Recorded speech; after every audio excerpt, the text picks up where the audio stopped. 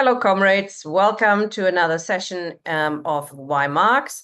We're continuing to look at our past to learn how we can actually build this Communist Party we're all talking about. Tonight, we're joined by Ian Spencer, who is looking at the Parti Ouvrier and the Possibilists. Over to you. Thank you, Ian. Good evening, comrades. There is a sort of a tendency on many on the left when we're looking at our history to focus very heavily on the German party, the Social Democratic Party, for very good reasons. Kautsky was widely known before the disaster of 1914 as the Pope of Marxism and was widely respected by Lenin and many others before the eventual treachery of supporting war credits in 1914. But of course, that wasn't confined to Germany. And the question around the nature of the party wasn't confined to Germany either. And the Parti Ouvrier was part of a process by which a Marxist party came into being, a mass Marxist party in France. And for that reason, it's well worth having a look at it and looking at the forces that ultimately led to its failure. And with that in mind, we need to consider the form taken by a communist party. So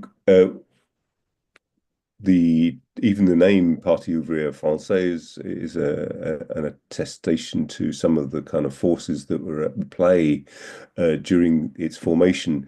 So we'll start there. The Commune, the Paris Commune of 1871, 18th of March to 28th of May, casts a long shadow over all of French politics for the whole century. Most of the communards in Paris were Proudhonist, if anything, or followers of Auguste Blanqui, who's kind of followed in the kind of Jacobin tradition of the Great French Revolution of 1789. There were some members of the International Working Men's Association, and some of whom also were of a kind of anarchist leaning. But the subsequent defeat of the Commune, the loss of Alsace-Lorraine to Germany, and coloured a whole generation of politics, both in terms of the revanchism, that is to say, the wish for revenge and to regain Alsace-Lorraine, coloured the whole of French politics. What also followed, of course, was massive repression. It's estimated that something in the region of 15,000 communards were killed in the immediate aftermath of the suppression of the Commune, where effectively French government troops did what Germany hadn't. That is to say, they completely crushed the Commune and destroyed certainly the leadership, but also many ordinary communards who'd taken part in the struggle. It's interesting to note this picture of communards standing on a barricade built of cobblestones. These were one of the first examples of kind of war photography, one of the earliest examples of war photography, and many of these people whose faces would have been seen on the barricades would have affected. This would have been the evidence needed to kill them, and many communards who were photographed who were therefore identified and shot by the French forces. So the Commune, of course, is typically remembered by Marxists as something that Engels later talked about as an example of the dictatorship of the proletariat. And whilst you can take issue with how precise that is, it nevertheless served as an influence on Lenin and many others as an example of the kind of direct democracy that any kind of socialist revolutionary movement would aim for. But the other thing, of course, that casts a long shadow over the whole of French and indeed European politics and world politics indeed was the split in the International. split in the First International, which led to effectively a separate anarchist international after Bakunin and Guillaume were expelled from the International Working Men's Association. The aftermath as well of the Commune and the widespread political repression meant that effectively there was a revolutionary ebb tide. The chances of any kind of revolution were remote in the extreme, and to that end, and alongside the split, the Marx and Engels effectively shifted the headquarters of the International to the United States, where effectively it was wound up. But the Hague Congress of the International Working Men's Association expelled Bakunin and Guillaume, partly on the basis of that they were forming an association within the International Working Men's Association. That was one of the pretexts for their expulsion, and also the case of Sergei Nechayev, who was involved in a murder and was a member of the nihilist group in Russia. And although the association with Bakunin wasn't a particularly close one, it was enough, as it were, to form the basis of Bakunin's expulsion. So what we ended up with is an anarchist international organized separately from a socialist international, formed in Saint-Imier in Switzerland, as is Jura, of course. So the Jura Federation, as it's known, is named after the place in the Jura, Switzerland. It's a canton. And one of the kind of defining features was an abstention from the political process. The idea that you don't stand candidates, you don't stand to be a member of parliament, you don't take part. What you are instead is in favour of mass strikes or street actions or insurrection of one sort or another. After the death of Bakunin in 1876, it was the leadership of the anarchist faction was largely taken over by Pyotr Kropotkin, who was hugely influential, even in Russia at the time of the Russian Revolution, was still being active in politics. So the first socialist party really formed in France was the Federation of the Socialist Workers of France, the FTSF, and with a kind of reformist section, which is largely led by Paul Broussais and Benoît Malon. And there was a Marxist wing as well, led by Jules Gide and Paul Lafargue, who was, of course, the son-in-law of Karl Marx, having married Laura Marx. The Possibilists, the so-called Possibilists, in 1902 formed the Parti Socialiste Français, and that was led by Jean Jaurès. And you ended up with two socialist parties, effectively, in 1902, the Parti Socialiste de France, led by Gide, and you also had, of course, other figures who still followed in the Blanquist tradition, namely the Communard Edouard Vaillant, and those are his dates there. So, in a way, it's a little bit misleading, because you get this idea that these former anarchists have gone off and become revisionists. They've gone off and become reformist politicians. By contrast, Jules Gide and Paul Lafargue are Marxists.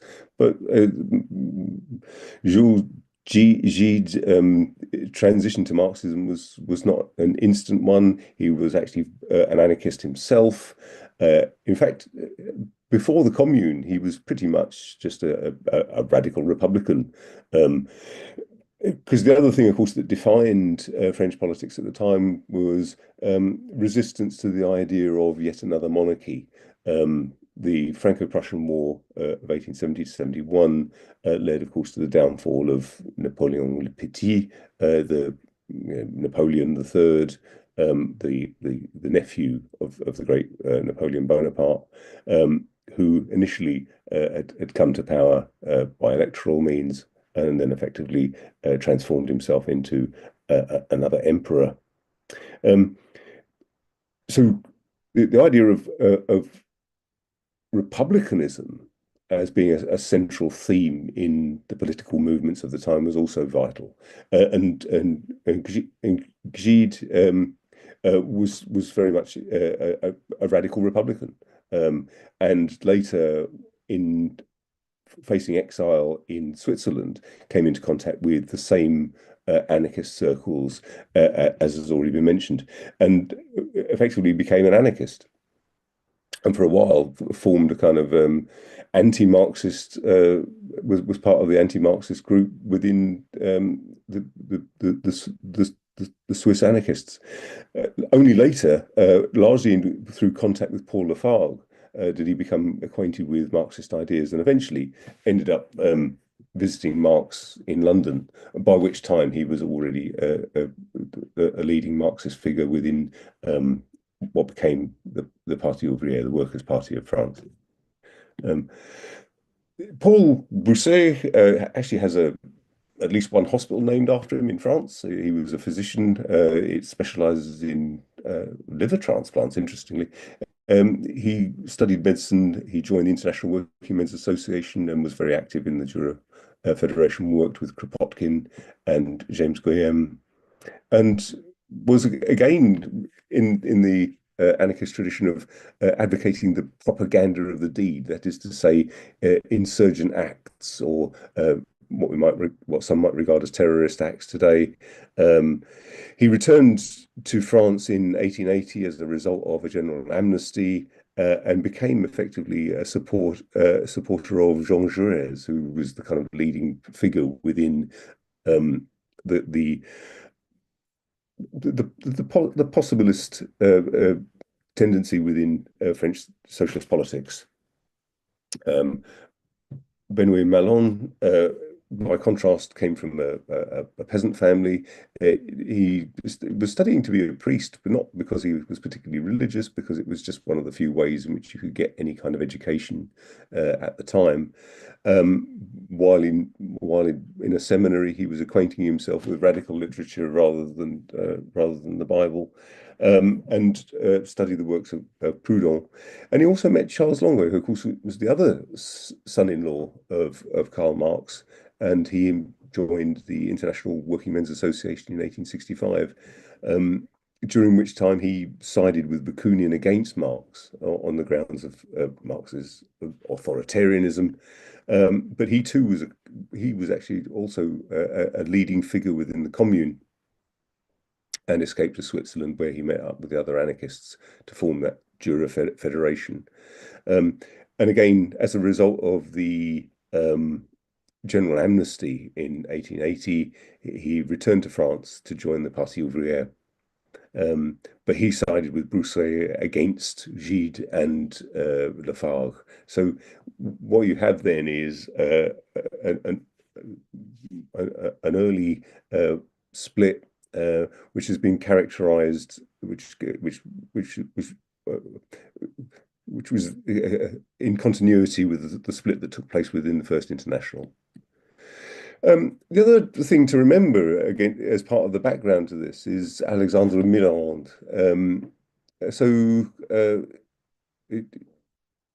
The theme that comes up as a result of Millerand's action is whether communists should take part in governments, whether communists should stand for election, and if they do stand for election, should they take office? So Millerand himself started off as a radical socialist, was elected in 1885 for a département in Paris. He was born in Paris of Alsatian Jewish parents, but who had converted to Roman Catholicism, and he himself had trained as a lawyer. He himself had although his parents had converted to Catholicism, he himself was agnostic and took no interest in religion whatsoever. So having been elected as a radical socialist by 1899, was Minister of Commerce in the Pierre Waldeck Rousseau Cabinet of Republican Defense, which also contained Gallifret, who had been directly responsible for the bloody suppression of the communards in 1871. So here was a former socialist who had become taking it up a ministerial post in a cabinet which had included at least one person who had been responsible for the bloody suppression of the Paris Commune. In 1902, he formed an independent Republican Socialist Party and was variously Minister of War in 1912, 1913, and then between 1914 and 1915, before going on to become President of France. The experience of Mitterrand and Louis Blanc before him were examples of why there was such a hotly contested issue around the idea of participating in Parliament at all. And if you do participate in Parliament, do you take a ministerial position? Here was a clear example of somebody who had taken a ministerial position and had pushed him further and further to the right. As President of France, he appointed his cabinet. He had been previously also Prime Minister of France, and as President of France, appointed his cabinet, and they were almost entirely figures from the political right. So he became a sort of a case study in what happens to you if you enter ministerial posts. Not that I'm trying to draw any kind of parallels, for example, between Keir Starmer, the former Pabloite member of Socialists, what was it? Socialist Alternatives and his subsequent outcome, but there we go. It remains an important question. What's the nature of the party? How does the party relate to expressions of political activity relative to industrial activity? And is there something intrinsically corrupting about the nature of taking office?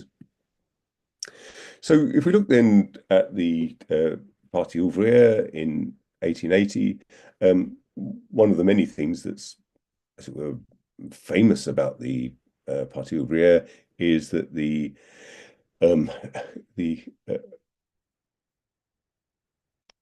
party program, of course, was written partly by Guide, but also Paul Lafargue, and with a direct input from Karl Marx. Guide went to London. The Parti Ouvrier had split from the party that was run by Brouet. So effectively Marx and Guide wrote the political program. And if you have a look, if you just it's extremely short. It's the whole thing is on kind of one page, and it consists of a preamble, a political section, and an economic section, and it starts that the emancipation of the productive class is that of all human beings without distinction of sex or race. And this is one of the first programmatic statements of a European political party that was explicit in its egalitarianism with regard to sex and race. And that the producers can only be free when they are in possession of the means of production, and goes on to say that the collective appropriation can arise only from revolutionary action of the productive class or proletariat organized in a distinct political party. So this is a party program as distinct, for example, from a syndicalist one, as distinct from an insurrectionary one, and as distinct from any other kind of political formation. Then it's the idea that the proletariat is organized in a distinct political party. It goes on in its political section, for example, to argue for full universal suffrage of men and women, again, unusual in its day. So this became initially Parti Ouvrier, and against that background of the Commune, and against the background of the war with Prussia, one of the things that was constantly leveled at Guide was that he was a German agent, and that his contacts, for example, with German Social Democrats, Guide was a close personal friend of Wilhelm Liebknecht, and in contact with Rosa Luxemburg. He was in contact with Karl Kautsky. Gide himself only didn't speak German very well, but they all spoke French, so that would have been their common language. And so what you see then is Gide is really working towards the idea of a party of the German type, as it were, the foundation of a party along the lines of the German Social Democratic Party. And with that in mind, he's in constant contact with the people like Kautsky, Edward Bernstein, and so on. And with that in mind as well, he was being constantly accused of being a German agent. He was being, and when he stood for election, as a kind of concession to this accusation of, I mean, Guy was an internationalist. And maintained that internationalism was absolutely central to the Parti Ouvrier. But with that in mind, he still changed the name to the Parti Ouvrier Française as a concession to those who were constantly accusing him of being a German agent. There was also a tendency to accommodate a Blomquist element.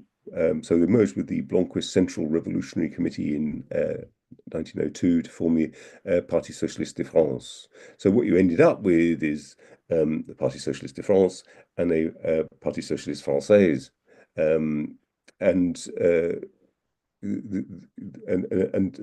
this didn't unify until eventually the development of the Second International. And the Second International was actually crucial in bringing about the unity of the French Socialist Party.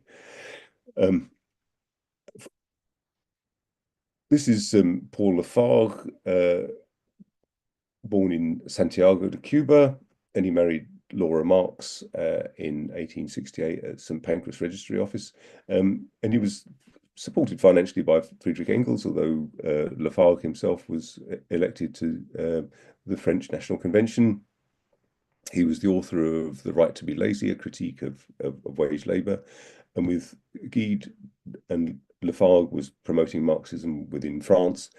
And they played an important part in translating a lot of Marx's works into French until tragically both Paul Lafargue and Laura Marx died in a suicide pact in 1911 when Lenin was at their funeral. Guy plays this enormous role within the Parti Ouvrier and the development of a united French Socialist Party. Born originally as Jules Basile, born in Paris, he chose instead to take his mother's name, Guide, and for the most part, for much of his life, he lived in pretty dire poverty. He worked as a clerk, basically, but wrote for Republican newspapers. He was started off, as I say, as a kind of radical republicanism, but was later influenced by the works of Proudhon. He was the editor of a newspaper called The Rights of Man, Les Droits de l'Homme, was a refugee in Geneva in 1876. But by the time, and so that was the kind of exposure really to Marxist politics. Guide at various points was sentenced to prison for his political activities. Typically, he was accused, for example, of promoting civil war and spent a number of months in prison at different times. And was initially opposed to taking part in electoral politics on the grounds that it was something that would be corrupting and would kind of detract from revolutionary politics, and was criticized by Marx for his revolutionary phrasemongering. Famously, Guide and Lafargue were exactly what Marx had in mind when he said that if I know anything, if these people are Marxists, I myself am not a Marxist. So he was elected as a MP for Roubaix, which was sort of largely a textile manufacturing area, and some people have referred to it as the sort of Manchester of France, as a crucial area in for textile manufacturers. And he subsequently lost his seat, and ironically, Jean Jaurès was able to maintain his political career right up until 1914. Despite losing his seat, he remained very active in politics until he was eventually re-elected, I think, in 1906. But what we do find, of course, is that Guy himself ended up supporting the war, and ended up as a minister himself. Now, Guy was one of the people who was most critical of taking ministerial positions, absolutely passionately opposed to it. But by 1914, it effectively supported the Union Sacrée, the idea that socialists should still support the war effort, in the belief that somehow the war would lead to a socialist revolution, and that for that reason they should support it, and also, of course, for arguably opportunist reasons. And um, and he also, interestingly, didn't support the Russian Revolution when it happened in 1917. There is an argument that says that he regained his seat in 1906 in no small part due to the importance of the Russian Revolution of 1905. The idea that workers could begin to challenge for power really came into being with the 1905 revolution in Russia. And from that point of view, it had an effect on possibly getting Guy re-elected in 1906. Another important feature, which is not it can't be overestimated as to how important it was. Guy actually knew Emile Zola, and Guy was had written previously in opposition to anti-Semitism. So it's strange then that he didn't particularly support the case of Captain Alfred Dreyfus, who was an artillery officer of again of Alsatian Jewish heritage, who joined the army in 1877 and was convicted of selling secrets to the Prussians. Absolutely framed up on this charge. There was evidence that subsequently emerged acquitting Dreyfus, and it was quite clear that he was simply framed up because he was Jewish, and therefore couldn't be somehow loyal to the French Republic. He was released from Devil's Island in 1899, but not fully exonerated until 1906. Interesting thing about him, of course, is the way it posed the whole question around citizenship as part of a collectivity. The idea of the republic as putting all citizens on an equal basis was cast into doubt by the case of Alfred Dreyfus. Whereas Jean Jaurès actively supported Dreyfus, he didn't, despite his earlier writings in opposition to anti-Semitism. So it was one of those interesting moments which effectively empowered Jean Jaurès at a time when there was a clear rivalry between the two different French socialist parties. Jaurès himself came from a fairly bourgeois family. He was a Republican deputy for Tarn in 1885, and then from 1893 onwards as a socialist. He approved of the participation of socialists in government, but they tended to take the view that the decision as to whether to take a ministerial position should depend upon the circumstances. By contrast, Guy was arguing absolutely not, that you don't take a position within bourgeois governments as a kind of junior partner, as it were. Jaurès founded the newspaper L'Humanité in 1904, and then eventually had was a leadership, provided part of the leadership for the French section of the Workers' International, which was brought about effectively at the encouragement of the Socialist International. Jean Jaurès was opposed to imperialism and militarism, and actually supported the idea of a general strike to stop the war in 1914, but was assassinated by the nationalist Raoul Villaine. So there's the paradox, really. Jean Jaurès, the person who would have been quite happy to take part in bourgeois governments, but was assassinated at the very moment when he was trying to oppose the war by strike action. By contrast, Guide ended up entering Parliament first as a minister without portfolio, and then served throughout the First World War. So the crucial context then is the development of the Second International. The story will be familiar to many, that there were effectively two conferences, a Marxist conference and a Possibilist conference with Guide and with the support of not only Kautsky, but also Plekhanov and many others on the Marxist left. By contrast, the Possibilists had their own conference in Paris, with delegates from about 20 countries. This is from the picture is from the 1907 Stuttgart conference of the Second International, and the eagle-eyed amongst you will spot Rosa Luxemburg there in the front row.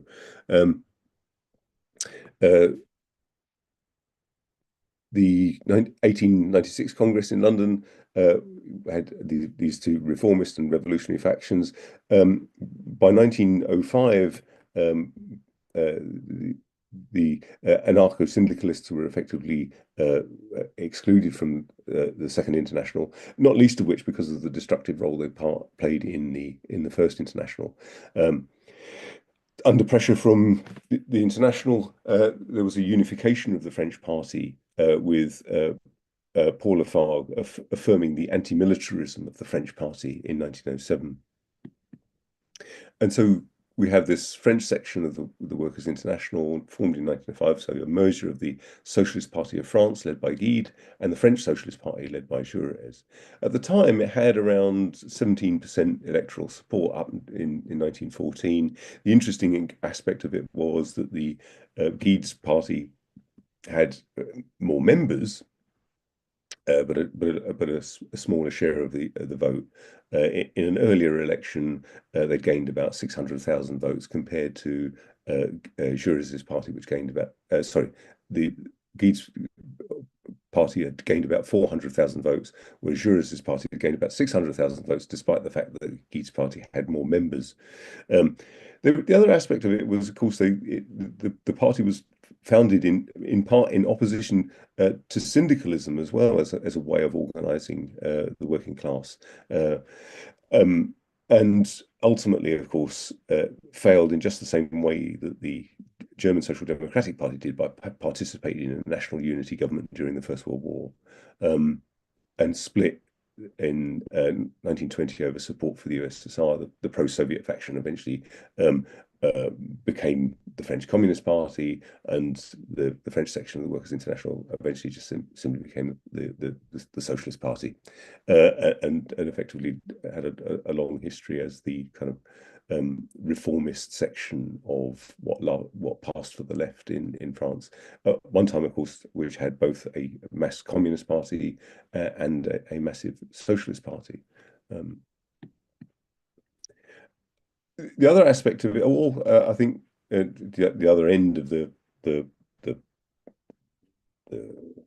other end, if you think about the commune at one end of this process, in 1870, the period after the commune was actually regarded as one of the most prosperous times in French history. So a period of prosperity. Guide himself was a person who had distinguished himself at times by not really being particularly well immersed in Marx's theory. So, for example, for many years he'd stuck with the notion that the workers' wage would the iron law of wages would mean that the workers' wage would always be driven down to a subsistence level, something which he'd picked up from the kind of Lassallean ideas of that had predominated in the German Party before the Gotha Unity Conference. So between the Franco-Prussian War and World War One was also a period of great growing prosperity, which kind of went against the idea of an iron law of wages. And what you see, of course, in Marx's Capital is the possibility that you can have a rising rate of real exploitation and rising real wages. It was a period of great scientific innovation and a general rising in the standard of living, not least of which on the basis of imperialism. And it's noticeable that although the program of the Parti Ouvrier talks about the emancipation of all human beings without distinction of sex or race. Most of the parties of the Second International did not condemn particularly strongly the imperialism of their respective countries, and what you had on the basis of that in imperialism was the development of a labor aristocracy and the growth of what we might call a new middle class, a class that might not be based on property relations as much as relatively high incomes compared to other workers. But notwithstanding, remains firmly capitalist and still posits poverty as a necessary condition for the existence of wealth, as capitalism always does. And so, happy to take questions and open it up for discussion, comrades.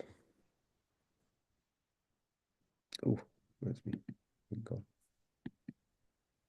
Thank you very much, comrade. Could you stop screen sharing, please? Or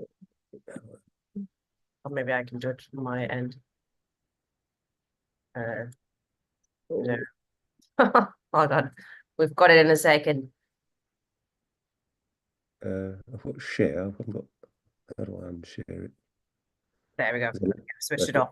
Thank you very much, comrade. Very interesting journey through that particular period and the Parti Ouvrier.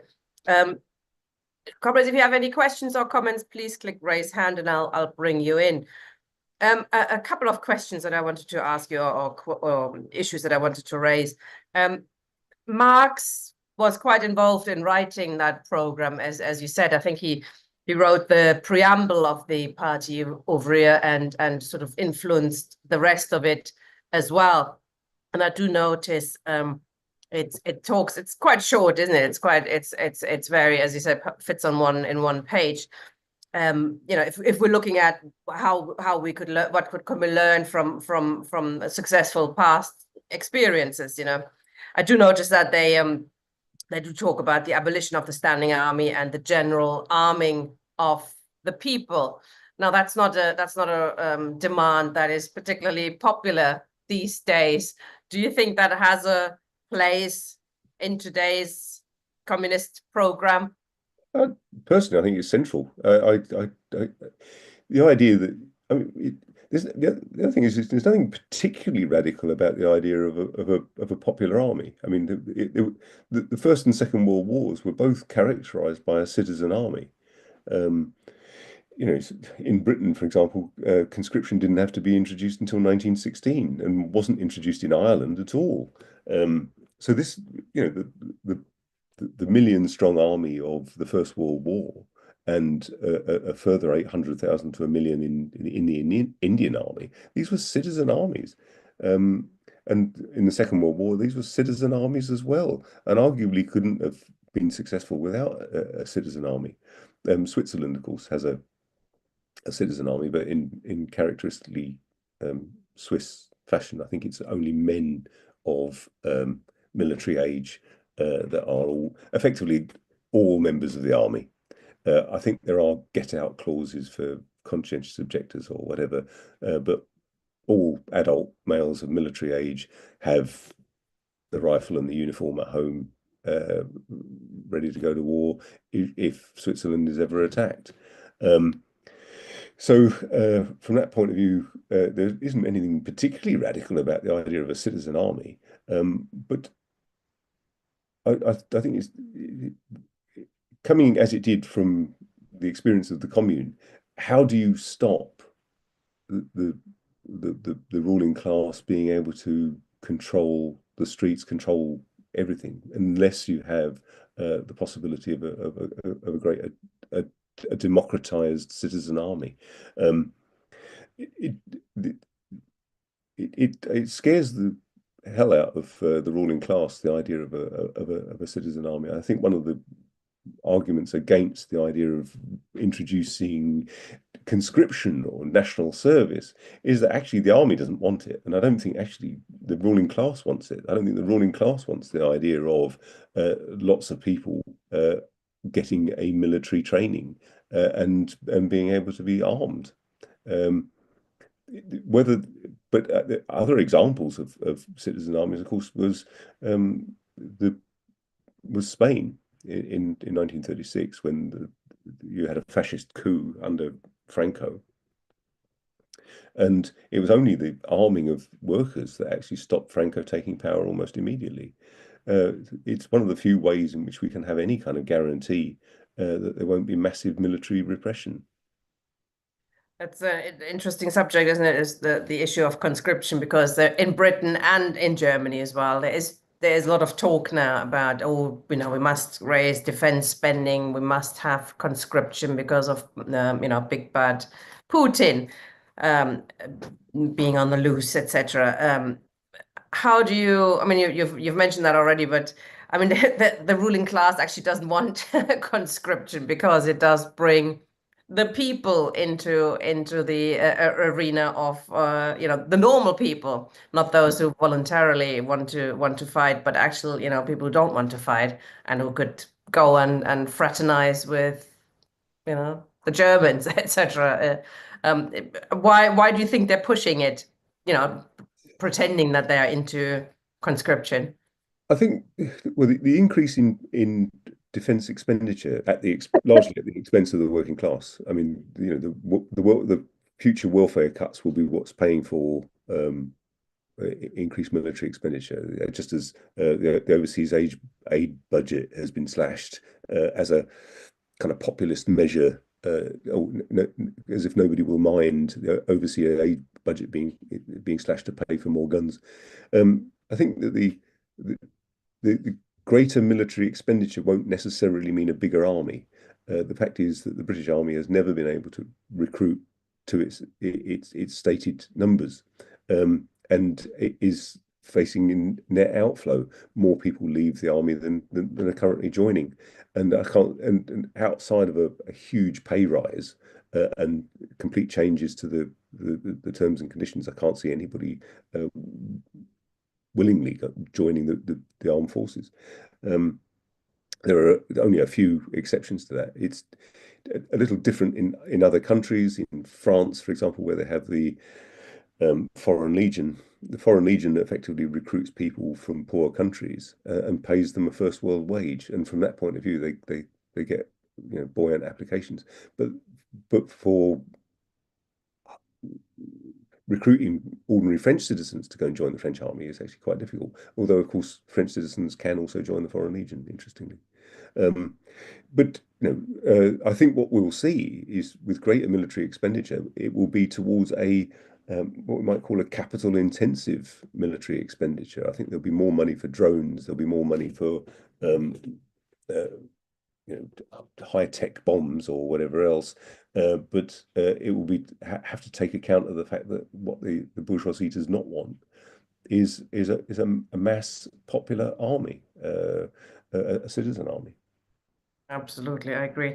Can we also quickly speak about communists and elections, because that's an interesting subject you raised, and Millerandism is a famous phrase to say, as you mentioned, what will happen to you if you take office, and you think you're going to do it for the good of the people, but look at you. It's of course something that is still going on. I'm from Germany, the Linke Party for this year, for the first time, stood on a platform of not wanting to govern. First time, not. Otherwise, it's just absolutely normal. It's absolutely common that, of course, you take responsibility. We are, we want to govern. We have to do it for the people, etc. And of course, what happens is they have to slash budgets. They have to attack the working class. They have to close libraries, balance the books, because you can't have, socialism in one country, let alone socialism in one federal state, etc. So they are enforcing, in reality, the capitalist agenda. So, but I mean, communists do get involved in elections. We do stand in elections. What's your view on, that sort of contradiction? What do we use elections for? I would argue that we should use them as a tribune for the working class, that we should use them to promulgate communist ideas and to win people over. The idea that you could, I mean, don't get me wrong, if it was possible to have a completely peaceful transition to communism, I'm completely in favor of that. What I would like to see is the transition to communism on the basis of a huge popular vote for communism.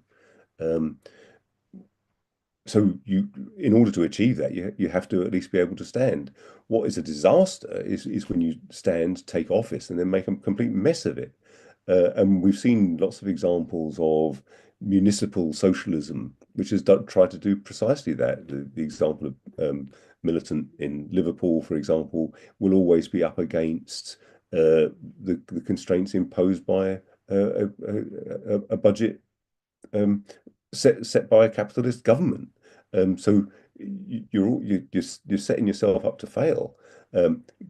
Socialists, like, we've seen examples in Podemos, in Spain, in Syriza, in Greece, of taking office only then to be beaten by effectively world markets and or the actions of the European Union government. You're up any communist who actually takes power with the aim of trying to administer capitalism better is always going to be beaten. You're going to face immediately a flight of capital. You're immediately going to face resistance at every single level, from the civil service through to the armed forces and so on. Even Jeremy Corbyn, who wasn't ever in a position, never looked as if he was in a position to take power, was already being threatened by the armed forces that they wouldn't necessarily tolerate his being in office. I don't think anything would have come of it much, and I don't think Corbyn had a hope in hell of getting in. But you can see where it leads you, and everywhere where these populist, where these broad front socialistic bodies have taken power, they're now nowhere to be seen. They've been defeated everywhere. But we do use Parliament as a platform, aren't we? And Marx Absolutely. and Engels were very strong about that we should, when we can, stand in elections, um, not just to use Parliament to for speeches, etc. You get much better feedback, get much better audience, etc. But also to count our forces, Yeah. which sort of we need to know where we're at, don't we? We need to know, are we anywhere near being able to make revolution? Are we anywhere near a majority? Oh, it was interesting that, I mean, even Jeremy Corbyn getting elected as leader of the Labour Party led to 500,000 people joining the Labour Party. Mm.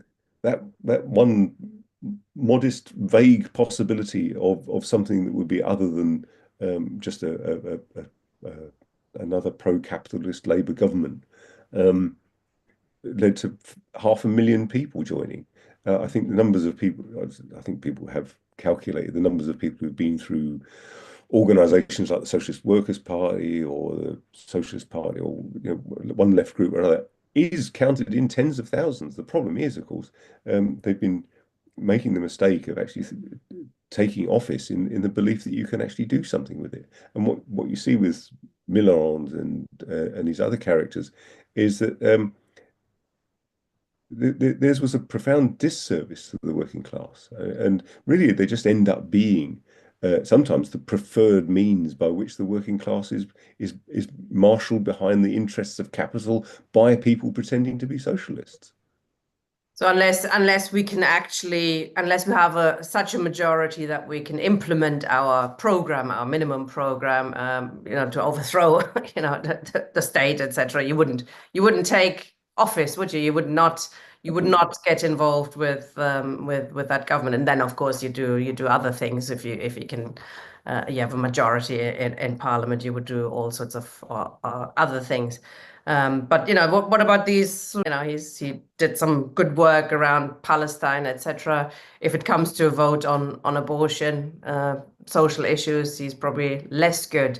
Should parliamentarians, socialist parliamentarians, should they follow their own conscience, or should they be, representatives of the party? How do we see that? How does our movement looked at that in the past? Well, the example with Marx was that one would be a representative of the party, a representative of the working class. What we should avoid at all costs is these kind of personality cults that spring up around people like George Galloway or Tommy Sheridan, or what's the whichever the latest one is. And they've universally been a disaster. The question is with whilst I'm not saying he's insincere in his support for the people of Palestine, George Galloway has effectively used it in an opportunist way, having alliances with people who wouldn't necessarily have anything to do with socialism whatsoever, purely to get himself elected into parliament. The other aspect of course, the commune was that representatives of the workers were not paid any more than the people they represent. And I think that's a crucial aspect of it as well. So it's important to be accountable to a party. It's important to be accountable to the working class directly. And so from that point of view, I would be, you shouldn't be paid more than the people you represent, and you should be subject to recall at any time.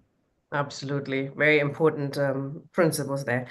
Got a couple of people who want to ask a question or make a comment. Conchita, please. Hi. Hello, Ian. Just a probably silly question. Ouvrier, what does it mean? Does it mean worker Yeah. or builder? So it's worker. So it's Workers' Party. Worker, because I consider trabajador in Spanish, worker, and obrero a different type of worker, more hands-on worker. I wondered if there's a distinction on that as well. I only got the dimmest knowledge of schoolroom French, but there are distinctions in Russian, which is the only language I've studied. So the distinction between трудящихся, laborers, работники, workers in a broader sense. So there is a distinction. So it was, but as I understand it, the Workers' Party is, I mean, because you have in French as well, travailler, so workers in that broader sense. But ouvrier, I think, means workers in that kind of sense of, like more like manual work, a bit more like But there's a bit of background noise on your microphone, Conchita. Keep switching off. Yeah, so yeah, but the Parti Ouvrier was the party of the Workers' Party. Thank you. And please. Sorry, you're muted. Are we on? Yes, yes, you are. Okay. Thank you. Thank you for letting me speak last time. I'm going to try and say this very, very briefly, so but it's quite complex, I think. But I think that that the period that you were dealing with, prior to World War One, well prior to World War One, it was a time of great possibilities for reformism, and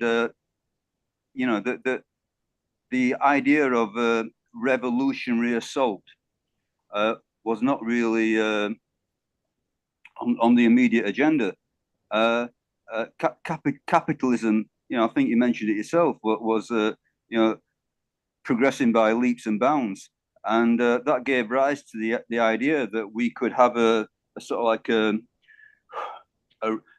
a series of reformist measures and improvements and step by step incremental progress, and it would mean that the actual taking power would almost be inconsequential. It would be a tiny little step to the to full socialism.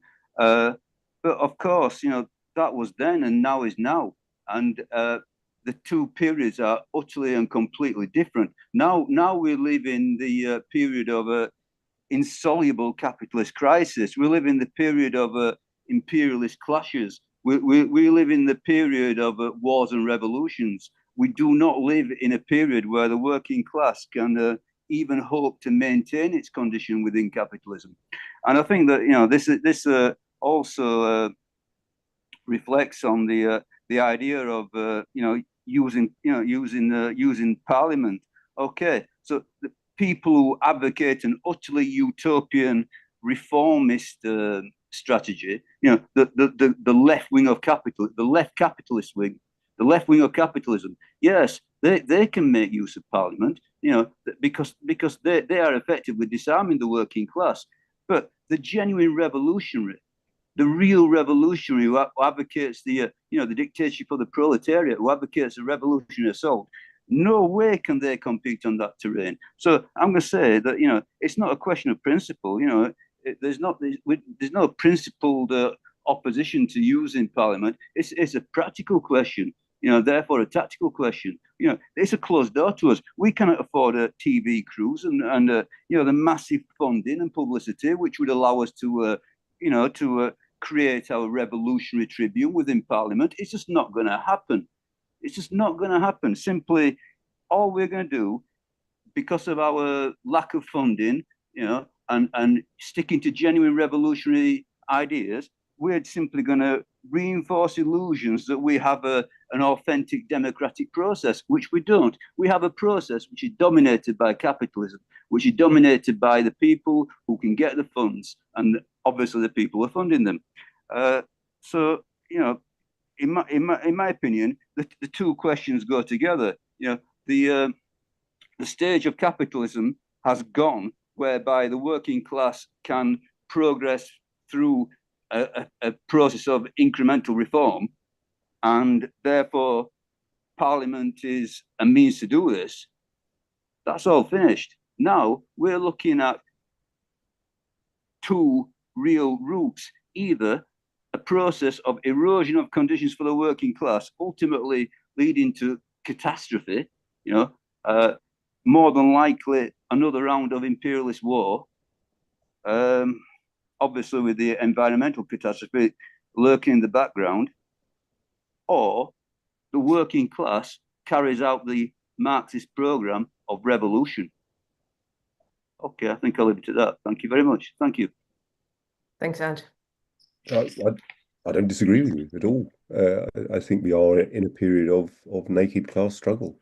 I think, of course, one important factor was that the existence of the Soviet Union for a while, whilst having nothing whatsoever to do with socialism, did mean that the bourgeoisie had to make some sort of concession. And I think what you tended to see in the period after the Second World War was a series of concessions made, which gave a kind of a life to social democratic type parties, promising a reformist kind of movement.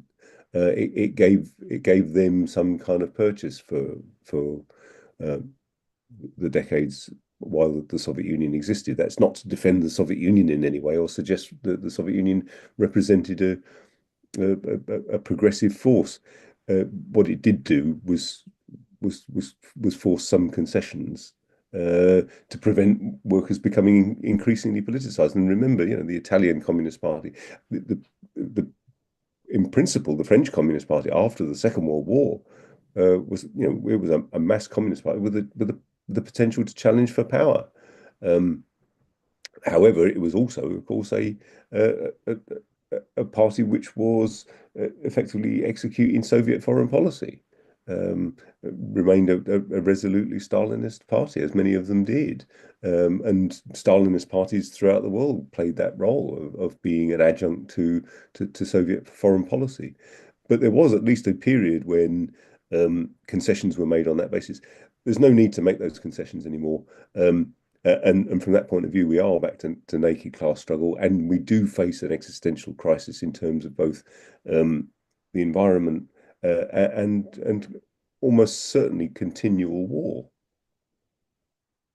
Oh, I was going to say we are actually a bit closer to war now, world war, than we have been for many decades. So it's not dissimilar to the run-up of the First World War, actually, and we should keep in mind what happened to the workers' movement. And you touched on that in your presentation on fighters for internationalism collapsing in the face of, supporting their own side, feeling the need for whatever reason. There were a number of reasons, some chauvinists, some believing a war would open up prospects for revolution. And it is of course true, war and revolution often come together, but does that mean you support an imperialist war, because at the end you might get something out for the working class? No. How do you see the relationship with the period in that respect? What worries me is where you do get the George Galloways of this world, who are effectively playing a nationalist populist game. Who can outdo the right nationalists? It's only a short step from some of the Galloway's pronouncements to simply saying British jobs for British workers. And internationalism isn't some kind of add-on, bolt-on piece for what Marx is arguing. Without internationalism, we're completely lost.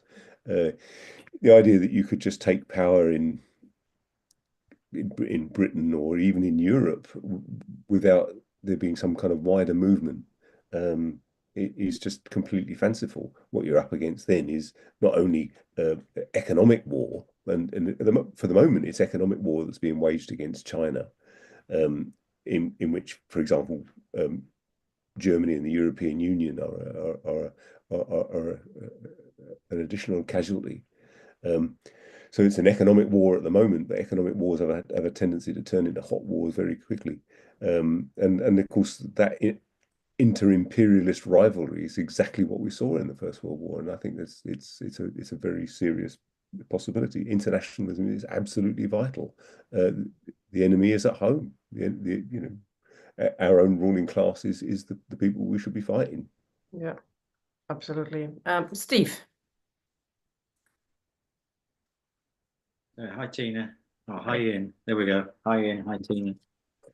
Thanks, Ian. I'm just going to say, and thank you. I did enjoy your presentation, and it was very informative. And I've taken a few notes as it went on, but it slightly failed for me a little bit, I have to say, in one sense, because in the Weekly Worker, I noticed a headline on an article which I wrote was that I was a very English possibilist. So obviously I came along here and thought, well, I better find out about these possibilists.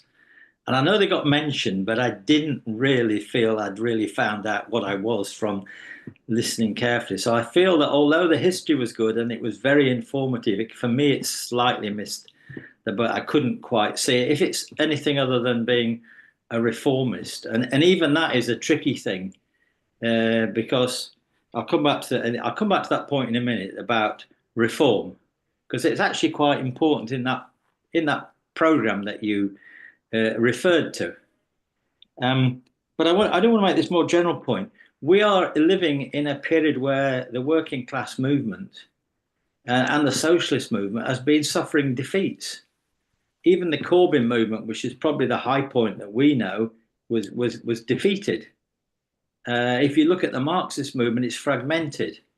the working class movement is weak, is greatly weakened. We can see that the right is growing strongly in reform and all the rest of it. Now, the big danger in this period is that because we become disappointed, because we become demoralized, one response to that is to become more and more extreme, to start saying, let's become more and more left wing. Let's put forward, let's take the kid gloves off and demand the immediate dictatorship of the pro. Let's not mess around with stuff. Let's not bother with reforms or anything like that. Let's kick that out. Let's just go for the. And I feel that Ant was doing a little bit of that with us.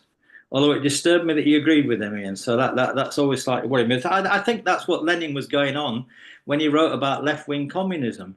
That's really what he was getting at. That it's very easy in a period of defeat and disappointment to veer actually to the left and even cut yourself off even more from the defeated working class. Because if the working class is defeated, you have to find a way of connecting to that working class movement. And you have to find a politics that connect, not to steer off into sort of the outer limits somewhere, into that thing. Now, when we come back to the programme, I can see where it is. I can see there was an interesting point in this, the programme of the French Workers' Party, and there's this disagreement over the minimum section that's referred to in there, and it's the Gez. I never managed to pronounce his name. Gezde. I don't know. Ged. I don't know what to call it because I can't quite work it out. But anyway, whoever it was, him. He saw the minimum program was the minimum section, actually it was called, was a program of reforms. And he reckoned that these reforms couldn't be achieved under capitalism. But the reason that you put them forward, so the workers would rally to them, then they'd realize that they couldn't win any of these reforms. And then they'd veer off to the left. They'd desert the radical party, as it were, that was offering them various things. So the idea of these reforms, the minimum section, was kind of to trick the working class into breaking from the radicals. So it's a trick. And I can see that sometimes in what we might call the transitional program. And sometimes the transitional programs put forward with reforms that they don't really believe. We're never going to win those reforms, but if we put forward, the workers will think they're great, and then they'll come over to us. Now, whereas Marx had a different position altogether. He thought, very importantly, he thought that was nonsense. He thought that these had to be reforms that were achievable within the framework of capitalism, and that's what he said. These are reforms that can be achieved within the framework of capitalism. For example, if we take that, the abolition of the House of Lords. Now, that could be achievable within the framework of capitalism. It's a reform. We can understand it, and it is achievable reform. If we get rid of the House of Lords, capitalism will still exist. But that's it. Well, why bother in that case then? You know, because if you see that as part of a bigger picture, then yes, on its own, of course, it don't achieve much.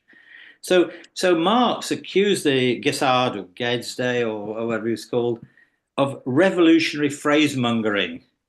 In other words, left posturing, putting forward demands that you knew that dishonestly, because you knew they wouldn't be achievable. You thought they wouldn't be achievable, but you could trick the workers into becoming more left wing. So I think Marx was right about what he said about the minimum section.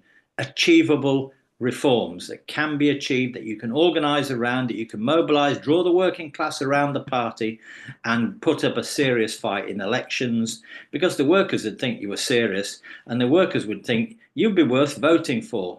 I mean, what's the point in standing in elections, put forward policies that nobody believes is possible, that you don't believe is possible, and to say to the workers, well, don't worry, if we win this election, we're not going to do anything. We're going to hide away. We won't take power and all the rest of it. So all of that, if you're going to stand in elections at all, you've got to do it seriously. You can't do it as another trick, etc. So I'll go back to possibilism. I haven't quite worked it out yet, Ian, but I hope you can enlighten me a little bit more. Thank you. All right. Thanks. Can I ask something on that, Ian? I read that as well and thought it was a bit strange because the minimum program is supposed to be taking us to the maximum program, isn't it? The minimum program is what is achievable under capitalism, yes, but it is the steps needed to overthrow capitalism, and the short few demands of the political section, at least in that, are quite, they're quite radical. They are, as the commune to be the master of its administration and its police, i.e. the people, abolishing all laws of the press, meetings and associations, etc., etc. They're quite, they go to the big, how we are ruled issues. I'll let you answer now. Sorry.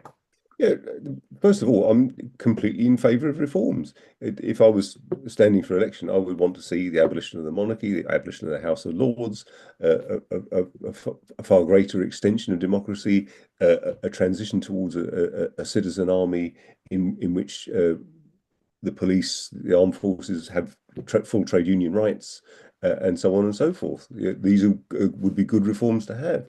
And so would, for example,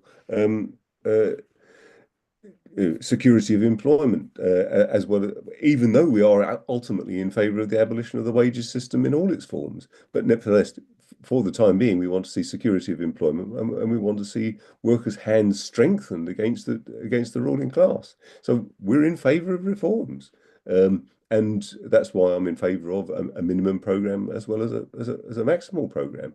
But ultimately, there's no point either trying to kid people that the capitalism can deliver, because it can't, and it will continue to fail, and somebody has to be saying that. I think what marked out the Possibilists, what marked out Edward Bernstein's reformism in Germany, was the idea that at the end was nothing and the movement was everything. The only thing that was important was the movement and gradually gaining reforms, and we see that with the Fabian tradition within the British Labour Party. The idea that actually, socialism is something that you think of as just something as the indefinite future, and in the meantime, all you're concentrating on is winning small gains here and there, and as if somehow you can move incrementally towards a socialist society. As I say, if it's possible to move to a socialist society peacefully, then I'm very much in favour of it.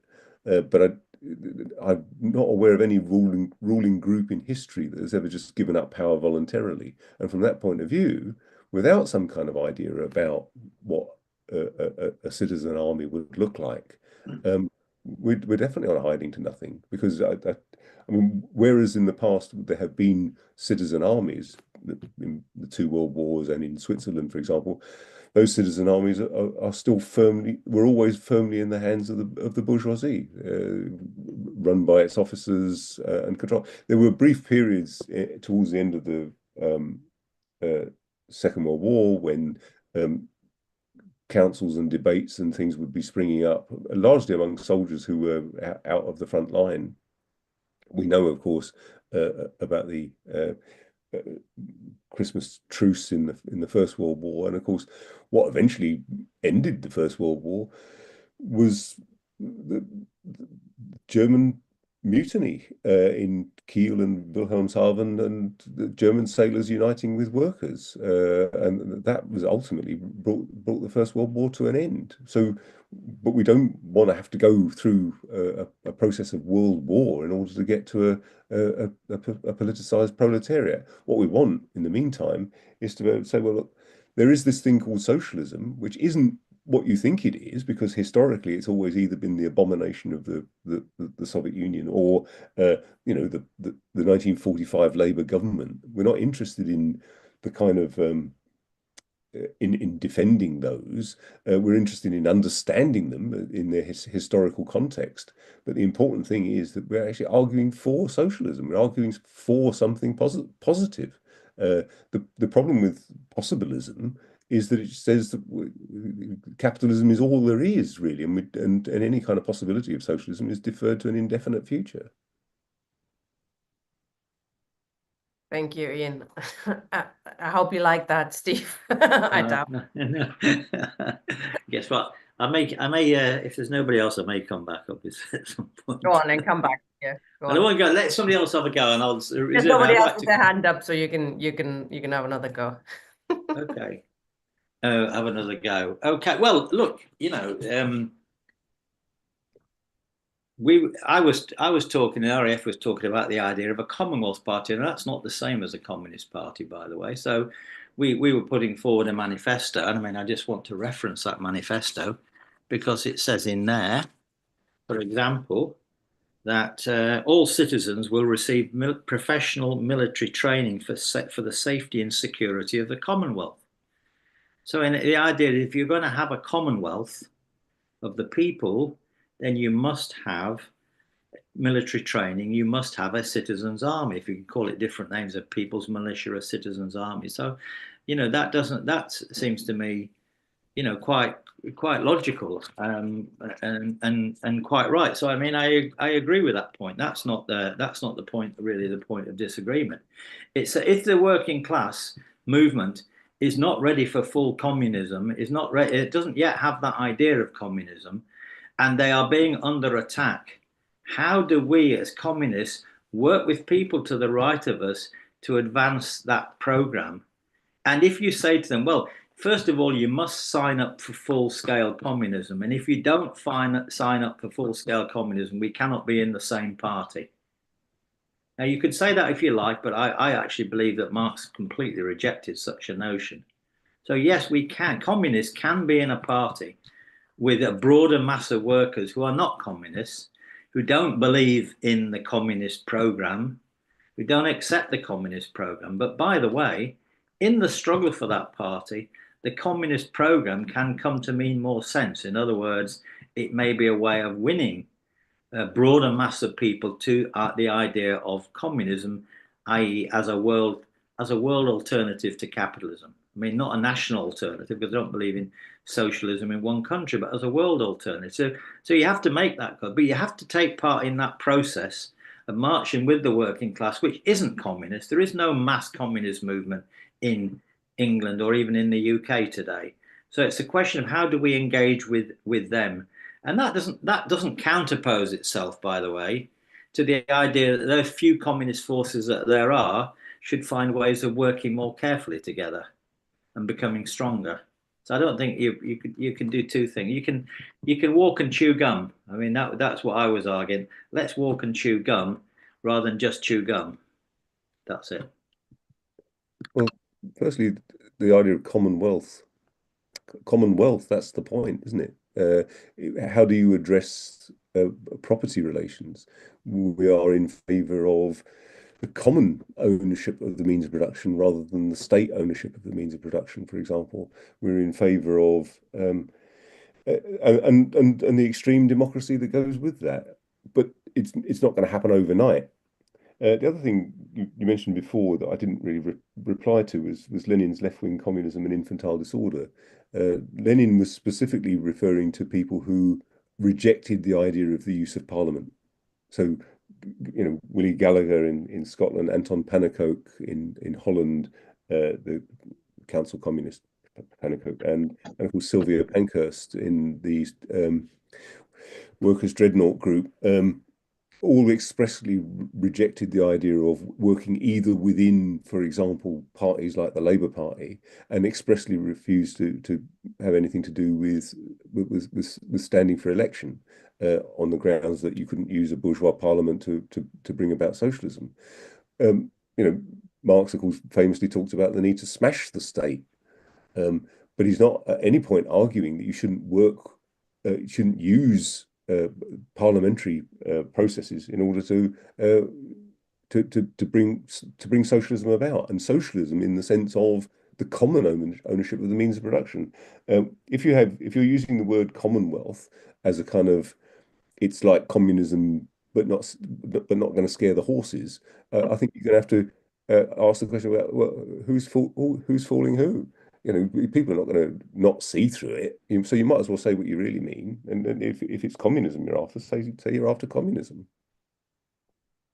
Absolutely. Got a few people with their hand up now, which is good. Andy, please. Hello, comrade. I'll keep it short. It's actually a question to Steve Freeman. I've heard a couple of comrades, including Steve, this evening, but a couple of comrades previously referred to this idea of Marx saying that, you know, communists don't organize in separate parties. So the question is, what does Steve make of Marx's sort of like objections to the merging of the Lassallians and the Eisenackers?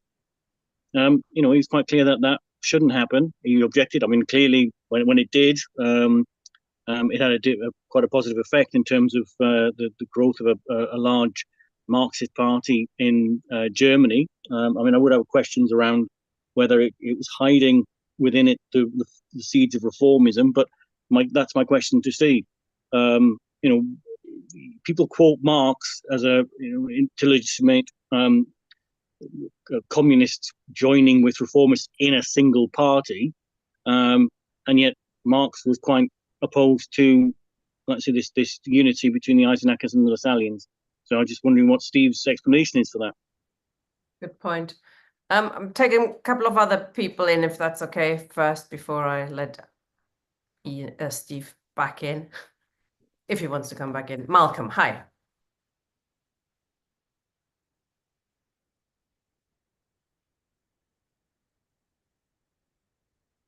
Can you hear me? Yes, hi. Yeah, it's a simple question. I mean, the word people's militia is very easy to say, but exactly who does the people's militia fight? That is a very short question. Ian, you could answer that. I think the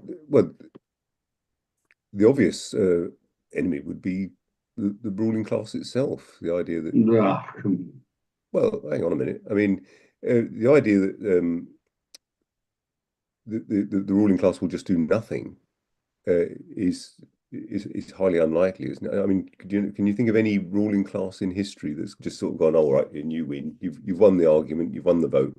The other point, of course, is that if you end up with a revolution that is in any way isolated, who's going to defend it?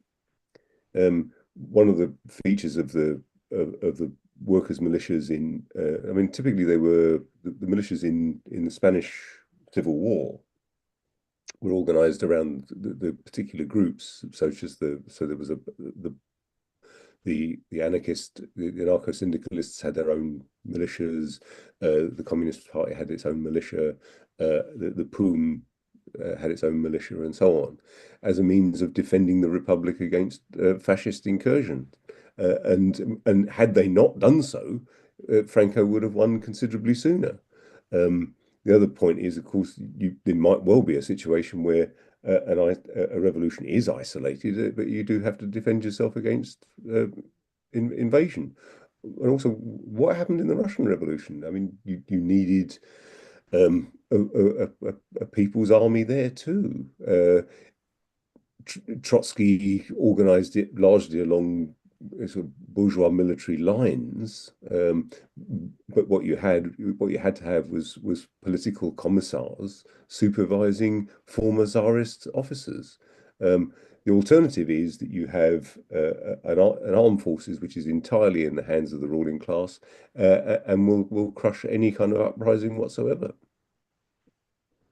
Sorry, do you want to say something? You might need to unmute. You will. Yeah, I mean, I don't think you're really getting my point. I mean, I know all the history about militias all over the place. The point is, we're talking about nowadays. Nowadays, armies are very professional, using very high-tech equipment. I mean, who is going to train a people's militia to use all that equipment if they aren't in the hands of the ruling class? I mean, I've never had any military training, so I've never been in the army, but I come from a military family.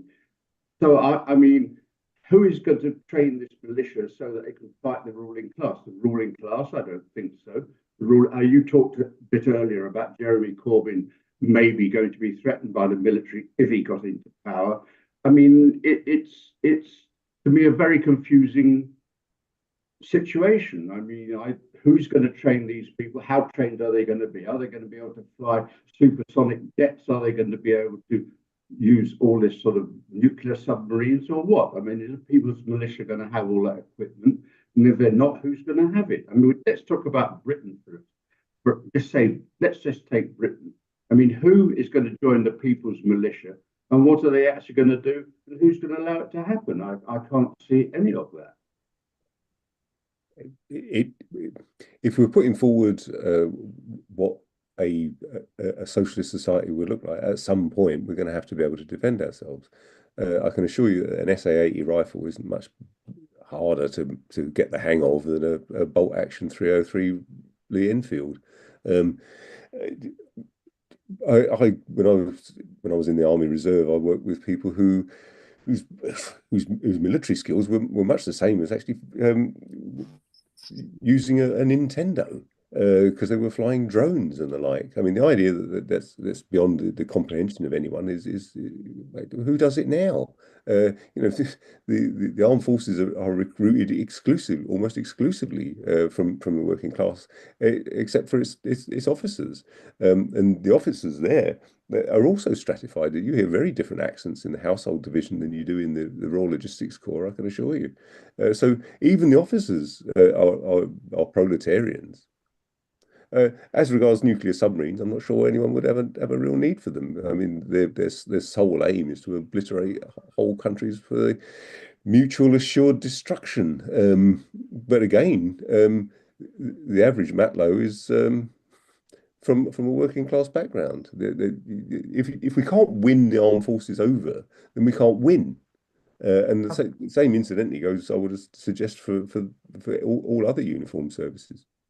Absolutely. The army plays a particular role today, just like the police does, but the army is a place where actually communists should try to organize in, and we should break them from their leaders, and we need them. We need to split the army. We've got a couple of comrades who want to come in a second time and was first. Oh, sorry, I muted you again. You need to unmute again. Am I on? Yes. Oh, I'm absolutely freezing in this room. Sorry, I'm shivering. That's why I'm speaking to communists. You understand? Okay. As regards, some of the comments that Steve Freeman made. Okay, basically, hopefully you can see. I'm no teenager. I'm a year of 60. I've been studying Marxism since 1920 or whatever.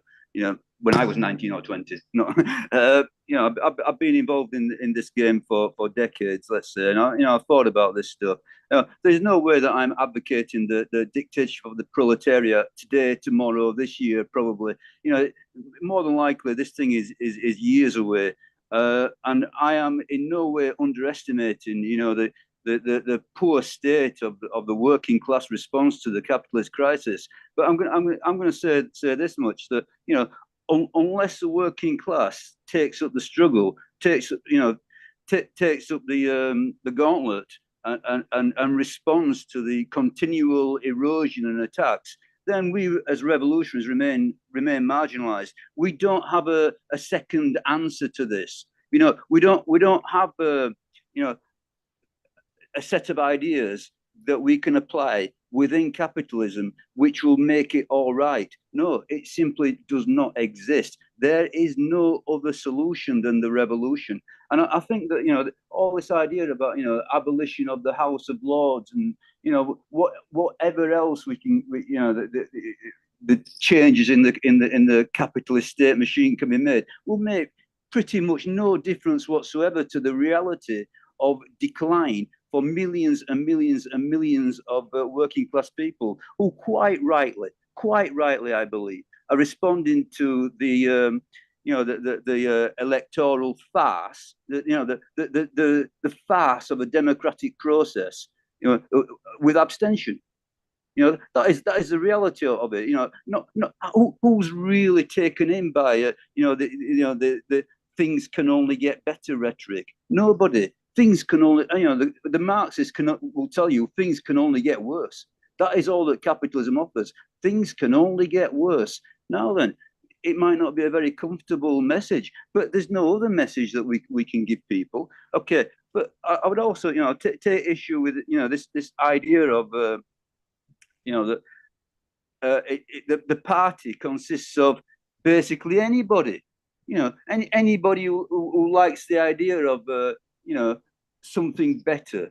So we give the kids a glass of milk and a tube of Smarties on their birthday or whatever, and call that socialism. No, that's not socialism. We can't simply say anybody can join the party. It's a party of revolutionaries. What we're looking for is an international organization of revolutionaries who understand what revolution means. And the bulk of the working class are not, at this moment in time, revolutionary. They simply cannot become class conscious outside of a process of struggle. So I would say that, yeah, there is a huge difference between, the revolutionaries within a party organization and the bulk of the working class. And the organs for the bulk of the working class were the Soviets or the workers' councils. Now, I'm not saying, let's replicate exactly the 1905 to 1917 workers' councils. But what we're looking at is working class self-organization. That's where most of the working classes are going to be, not in the party. The party is going to be a minority. But again, I will simply say, I will say over and over and over again, this is not an electoral game. This is not a political game which we fight on the terrain of Parliament, and we just and pretend that it's a level playing field, and because we've got good ideas, we're going to get into Parliament. No, this is going to be fought out on the picket lines. This is going to be fought out in the class struggle. Okay, I think I'll leave it at that. But I would just add, we are at, capitalism is at its very limits. The natural resources to run it aren't there. The environmental catastrophe is here. The war is here. It's here now. What we're looking at is an absolute catastrophic disaster beyond any that we've ever experienced, unless we can make the revolution. Thank you very much. Thank you, Anne. I agree with you. I mean, I don't mean in a glib way. I mean, I absolutely agree with you. I think kiss. Well, your paper sits next to mine, by the way, in the People's Bookshop in the Communist Workers' Organisation. Paper sits next to mine in the People's Bookshop in Durham, so it's a good read. I suppose what the Parti Ouvrier story really tells us is about the importance of the organisation to as a party. We know, revolutions will throw up novel forms of organisation, such as the Soviets. But what happened in the Soviets and what happened in the workers' councils in Germany was, of course, that these were not just councils which operated in a vacuum. They were often controlled by parties, and unless we're prepared, unless we have the party, unless we have a party with a proper program, then what's the basis for preparing for revolution? And so that's why I'm sort of committed towards a party program rather than a syndicalist one or a council communist one. Also, I think worthwhile picking up on the point that there's no need or no point fighting for the abolition of the House of Lords and things like that. The Parti Ouvrier had a very radical political section with political demands, and I think from our point of view, it's hugely important that we do take up such issues, all issues in fact that do affect every class in society. In order to become the ruling class in society, we have to fight in all of these arenas, including making, fighting for a republic, for Britain to become a republic for us to be able to fight for communism as it's part of our struggle for communism. Conchita, I wanted to come back in. Hi. It's about armed struggle in a sense. I think it is. I did 6 years in the Territorial Army, and one of the things that I appreciated about that is the fact that you're being trained physically to be able to actually take action physically. It doesn't have to be in an aggressive way in the sense that you're causing a war, but it can be defensive, especially in the territorial army. Whenever I see demonstrations now, the police are completely out of order. They're supposed to be policing by consent, but they're just criminalizing people. They are violent to people. They are like soldiers. And I do think there comes a time when you physically have to stand up against that in enough numbers to say, hey, you're policing us by consent. And also the idea of all the gains, so as socialists that we gain, also had to do with the psychological feeling that the elite had that they'd let down the working class, they'd trained, they fought wars, they won a war, and they came back home.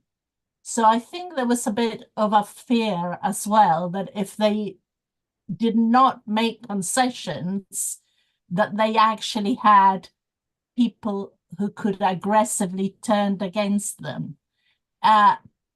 It didn't happen, but the fear that it might happen because the possibilities there is a good trump card to have. So yes, use peace and use struggle, but be able to understand how to produce that struggle in a defensive way when the government oppressing us is doing it so illegally, I would say, and harming a lot of people. We should be able to have the training not to fear putting our bodies in front to help others in other way, especially young people. That's the comment I wanted to make. Thank you, Conchita. I agree, and it's well. I was in the TA as well, and and for people who are interested, you want to get your private pilot's license. There's a RAF Reserve and there's a Royal Naval Reserve as well. Steve, did you want to come back in briefly? Okay, I did want to just comment on what Conchita said before I answer Andy, who asked me a specific question. And Conchita's really on the button. We can big up this idea of citizens' army to make it sound like huge and super, very left wing, very sort of extreme. But in actual fact, defense comes out of the actual class struggle itself. Because if you remember, if for example, when the fascists were on the march in Italy, some people formed the Arditi Popolari to defend the trade union working class organizations against the fascists. Or when the fascists were coming into particular territories, people formed their own organizations of self-defense. The miners had to try to defend themselves when they were being viciously attacked by the police in 1984-85. The struggle will throw up the fact that we need to defend our, not just in a big sense, defend your own communities, defend your own streets, be in contact with the people. So that this is something that can form up naturally, and of course that's different from what you do about a standing army, because if the standing army is united, then they can suppress anybody. The standing army has to, in a revolution, the standing army has to come, some of the standing army has to come over to the side of the revolution, otherwise you'll be suppressed. So I think we shouldn't big up this idea of the citizens' army or the self-defense. The key word that people mentioned that made any sense out of it was the word defense, defending ourselves. If the police are going to start doing things differently, demonstrations will have to be more strongly defended. Stewarding will have to be different if we're going to see what happened recently. So it'll come out of the situation that we face ourselves. All we're doing in the program, of course, is pointing that out to people, saying to people, if we have a commonwealth, we'll need to defend ourselves. It's not about going to war with somebody else. Now, coming back to what Andy said, I think if I've understood what Andy was saying, I want to answer that. It's all the question of whether social democrats and communists and others should be in a single party or not is a tactical question. It's not a matter of principle. There are certain times when that works. There are certain times when it doesn't work. So, for example, the Bolsheviks and the Mensheviks were in the same party. They even reunited themselves, and then they split into two separate parties, rival parties. And Lenin would have said it's right to do that at one period and wrong to do it at another period. The first international was a broader based thing. The second international, they're all different kind of formulations. So what I'd say is 1880 is not the same as 1917. 1917 is not the same as 2025. So if it's a tactical question, we have to look at the conditions as they exist today when we decide how the communist movement can actually not be marginalized and actually be able to participate in this process.